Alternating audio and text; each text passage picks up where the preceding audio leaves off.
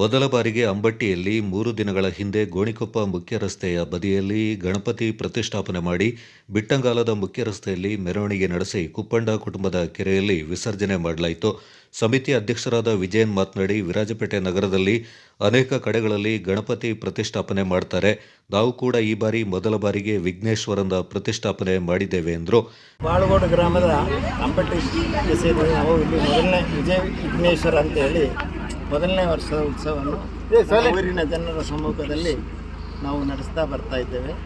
ಮುಂದಕ್ಕೂ ಇದನ್ನು ಈ ವರ್ಷ ಮೂರು ದಿನಗಳ ಕಾಲ ಇದ್ದು ಕುಪ್ಪಂಡರವರ ಕೆರೆಯಲ್ಲಿ ವಿಸರ್ಜನೆ ಮಾಡಿಕೊಳ್ಳಬೇಕು.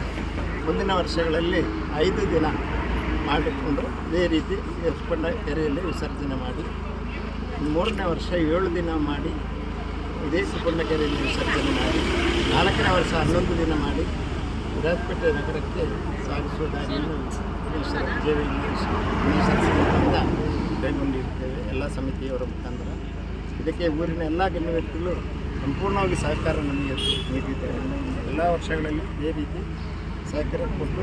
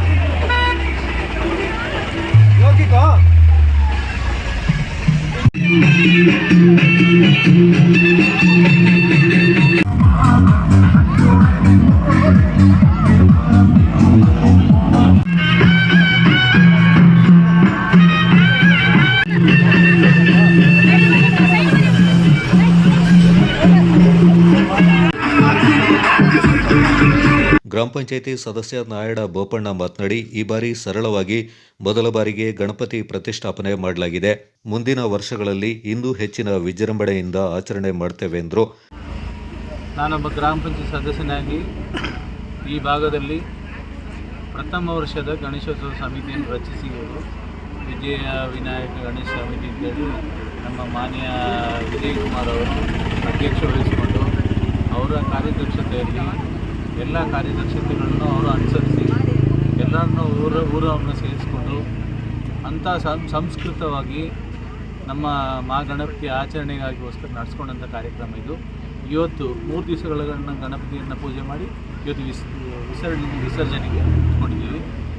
ಹಿಂಗೆ ಮುಂದುವರಿಲಿ, ಇಂಥ ಕಾರ್ಯಕ್ರಮಗಳು ಮುಂದೆಗೂ ಬರಲಿ. ಯಾಕೆಂತೇಳಿದರೆ ನಾವು ಯಾವಾಗ ಸಂಘಟನೆಗೆ ಬೆಳಿಬೇಕು ಅಂತ ಹೇಳಿದರೆ ಇಂಥ ಕಾರ್ಯಕ್ರಮಗಳನ್ನ ಮಾಡಬೇಕು. ಇಂಥ ಹಿರಿಯವರು ಕೊಟ್ಟ ದಾರಿ ನಮಗೆ ಯಾವಾಗ ದಾರಿ ಆಗ್ತದೆ ಆವಾಗ ಇಂಥ ಕಾರ್ಯಕ್ರಮಗಳು ಇನ್ನೂ ಮುಂಚೆಯಾಗಿ ನಡೀತದೆ.